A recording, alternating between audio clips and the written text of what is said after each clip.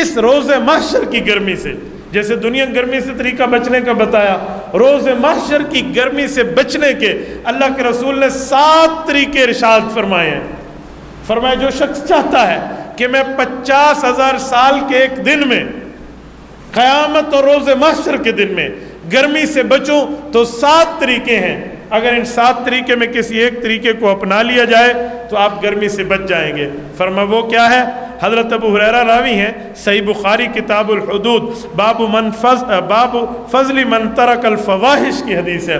اس کے تحت فرماتے ہیں سبعۃ یظلھم اللہ یوم القیامۃ یوم لا ظل الا ظلہ۔ فرمایا قیامت کے دن رب العزت 7 آدمیوں کو گرمی سے بچائیں گے اور اپنے سائے میں جگہ عطا فرمائیں گے جس دن اللہ کے سائے کے علاوہ کوئی سایہ نہیں ہوگا۔ فرمایا اس میں پہلا آدمی امام عادل، حکمران وقت ہو لیکن عادل ہو، نا انصاف نہ ہو، لوگوں کے حقوق پر ڈاکہ ڈالنے والا نہ ہو، انصاف کا دور دورہ اور عدل اور انصاف کے ترازو پر قائم کرنے والا حکمران جو ہوگا، جس کو اپنے سے زیادہ اپنی رعایا کی فکر ہوگی۔ فرمایا اس شخص کو رب العزت اپنے سائے میں اس دن سائے میں جگہ عطا فرمائیں گے جس دن رب کے سائے کے علاوہ اور کوئی سایہ نہیں ہوگا۔ یہ قیامت کے۔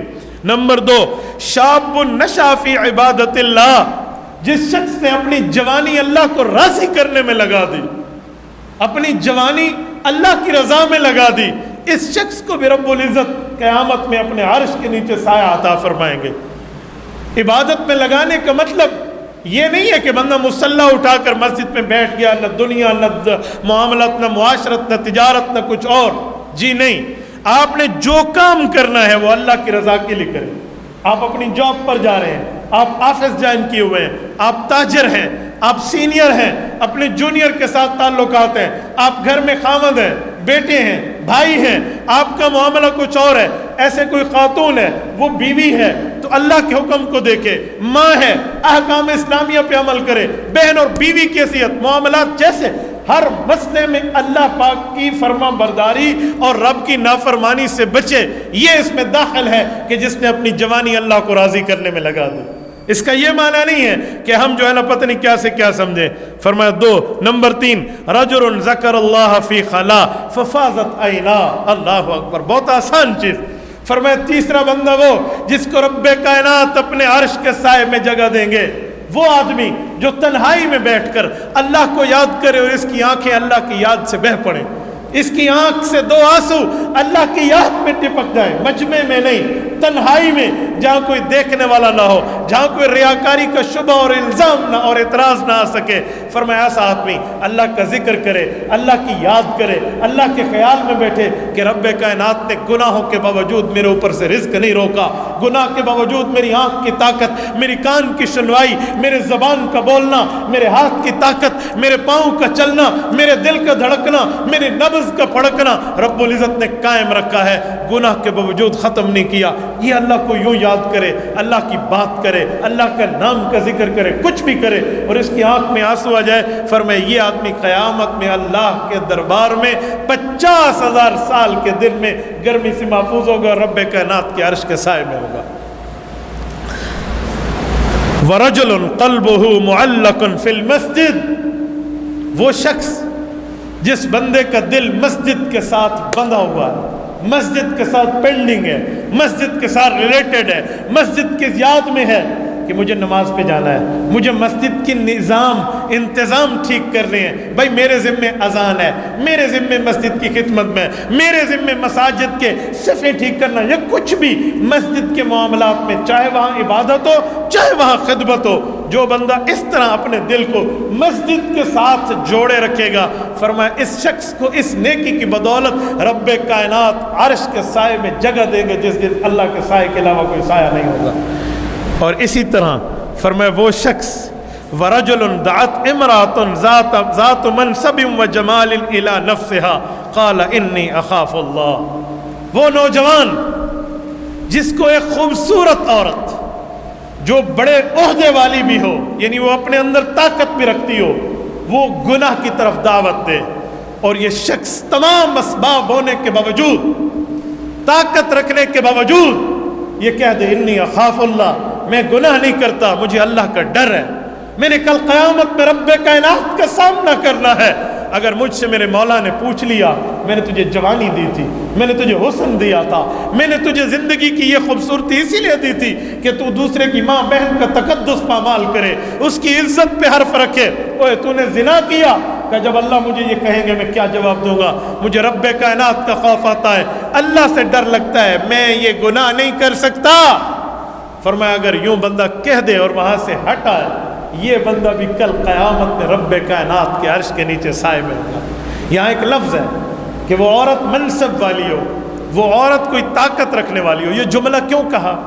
یہ اس لیے کہا کہ منصب والی یہ بھی الزام لگا سکتی ہے کہ مجھے چھیڑنے آیا تھا, یہ بھی ہو سکتا ہے نا, وہ پکڑوا بھی سکتی ہے, وہ ظلم و تشدد بھی کروا سکتی ہے. یہاں دیکھنا ہو تو سیدنا یوسف علیہ السلام کے کردار کو دیکھو. رب کائنات نے ایسے حسن سے نوازا تھا کہ اس امت میں اس جیسا حسین کوئی نہیں تھا. عورتوں نے دیکھ کر انگلیاں اپنی چھریوں سے کاٹ لی تھی کہ پھل کاٹ رہے ہیں یا انگلی, انہیں پتہ نہیں تھا. دیدار حسن کی چاشنی اتنی تھی, 7 کمروں کے دروازوں کو تالا لگا کر 8ویں کمرے میں بلا کے بادشاہ کی بیوی نے جب گناہ کی دعوت دی, قرآن کریم کہتے ہیں وَلَقَدْ هَمَّتْ بِهِ وَهَمَّ بِهَا لَوْلَا أَن رَّأَىٰ بُرْهَانَ رَبِّهِ. یوسف علیہ السلام نے رب کائنات کی طاقت پہ بھروسہ کیا.